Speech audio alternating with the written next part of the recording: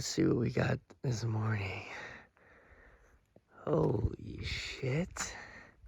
Yo, wake up in the morning and of course, there's a cloud inversion. The clouds are all below me right now.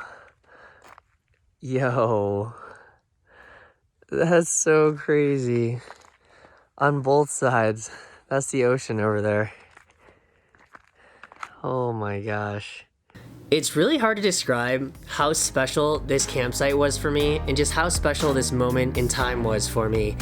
From the first time I rode up onto the top of that little hill on the top of that mountain, I got like this wash of euphoria all over my body, almost like all those long hours going through the desert heat, 108-degree days.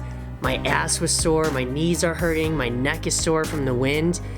All of that felt like it was made worth it, like right as I parked my bike on the top of this hill. And I don't think it would have been as good if I didn't go through all that struggle on the way here. It's feeling those lows that makes the highs feel so much higher. And that's what made this campsite just so much more special. One, the weather was perfect. I got to stargaze for like 2 hours that night, and I was just like jamming out to music while dancing underneath the stars. And then when I wake up early in the morning, there's that gorgeous cloud inversion, which is that's just good luck. It's one of those experiences that just got imprinted so strongly into my memory that I'll just never forget it.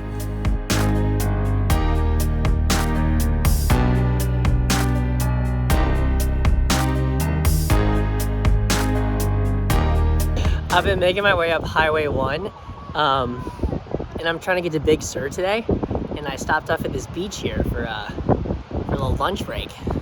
Check it out. It's so cool seeing like mountains right next to the beach.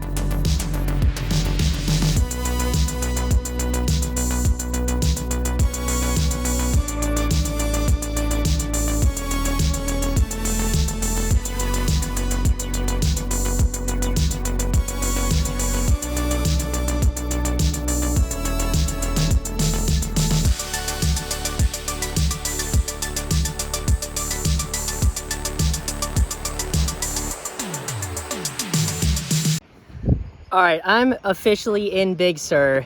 Look at these views. Do you see this? I went further than I wanted to because I met this other guy on a motorcycle, Jay, and I ended up riding with him for a good bit. We were just having fun, and so I passed where I was gonna stop, but I'm actually gonna head back that way to find a campsite, and then we're gonna hit this again tomorrow, you know, and I'm not mad at that. I'm down to hit this twice. I can't believe I'm driving right next to it. Yeah, I will.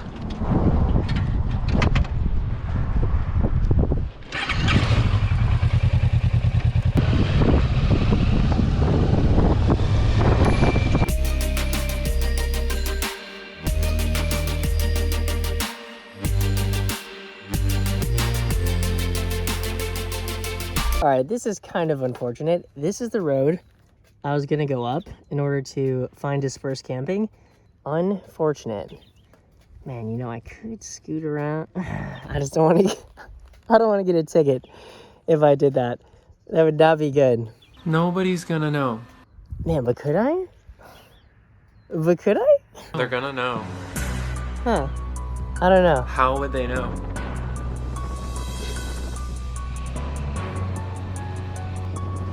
How would they know?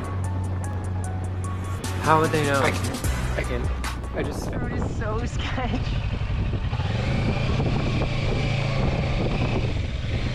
Okay, joke's over. I did not skip past that gate and go up that closed road. I ended up driving 15 miles south and going up another road in order to find dispersed camping. And this was one of the most challenging dirt roads that I rode on the entire trip. As you can see here, I got a little bit too scared because the road was getting so steep, and then like this sandy dirt ground was getting very deep, and my rear tire kept sinking in. So I was just like questioning my own abilities if I'd even be able to drive down it. So I ended up slowly backing away and then driving back down the road to camp near where all those vans were. I found a campsite with some people at the top of this ridge up here. And here is the campsite up this way. I met some friends from California.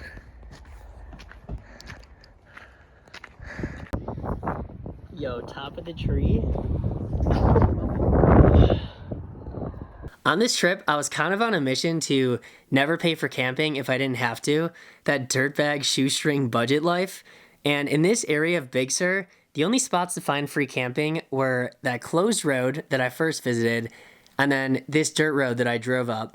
And this was 4th of July weekend, so a lot of people were camping, and pretty much all the spots to drop a tent were taken, unless I camped like right next to some people.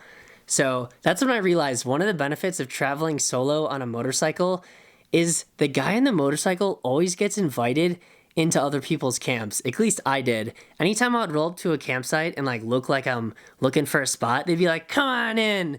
Like something about being the guy in the motorcycle, like you look kind of cool because motorcycles are cool. And then like I only have a bag strapped to the back, so it's like clearly this guy's a small package, you know? He can't take up that much space. And that's what happened this night. I got invited in with this group of 3 who lives in California, and somehow 2 of them were rocket scientists. They're both aerospace engineers. I thought that was super cool, but they were so friendly and just like invited me in, and then I got to hang out, eat dinner with them, and then just have some good conversation for the whole night. Yo, this is my first taste of the Redwoods in Pfeiffer State Park, just outside of Big Sur, and it's hard to describe how tiny I feel in this forest. These trees are incredibly huge and tall. Take a look at these things. That's a thick boy right there.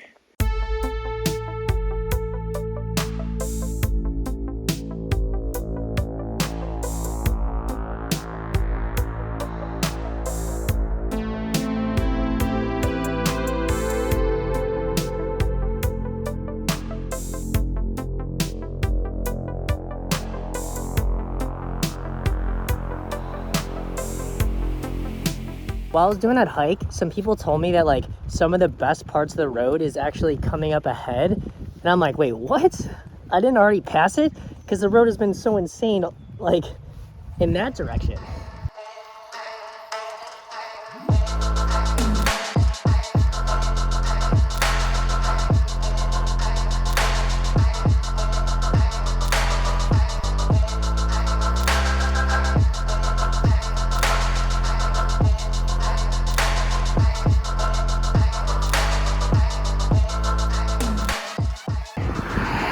Yo, so this is the campsite I had in mind. It's right off of Highway 1. Highway 1 is like right here. Apparently, you used to be able to just drive up to the edge of the cliff here. But they put this mountain of dirt here and these logs so that people could not drive over them. But I have a motorcycle, not a van, so I feel like I could get over here somehow. Because it looks like a sick spot to camp. You're like right at the edge of the cliff, and like you can see all the way up the coast. I'm finding a way to camp here. There was one area that was covered by these sticks, and it looks like it's like enough that a car can access. So I feel like it's there on purpose. Well, I just moved a spot.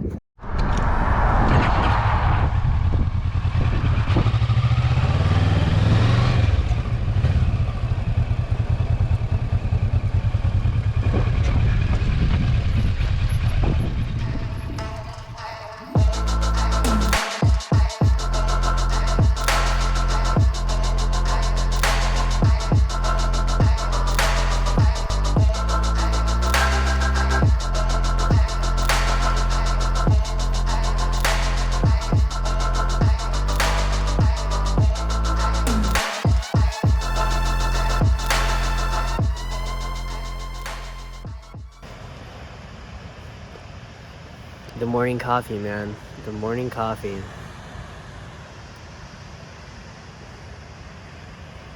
It's a good time of the day. One of my favorites. All right, all packed up. Gonna hop back on the one and I'm heading north. Next stop, I think, is San Francisco.